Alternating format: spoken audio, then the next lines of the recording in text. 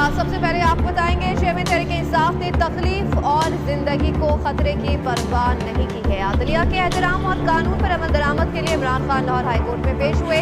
थाना संगजानी में दर्ज मुकदमे में हिफाजती जमानत 3 मार्च तक मंजूर कर ली गई। थाना सेक्रेटरीट में दर्ज मुकदमे में हिफाजती जमानत की दरख्वास्त वापस लिए जाने की बुनियाद पर निपटा दी गई है। इमरान खान का अदालत में कहना था कि उन्होंने आइन और कानून का हमेशा एहतराम किया है।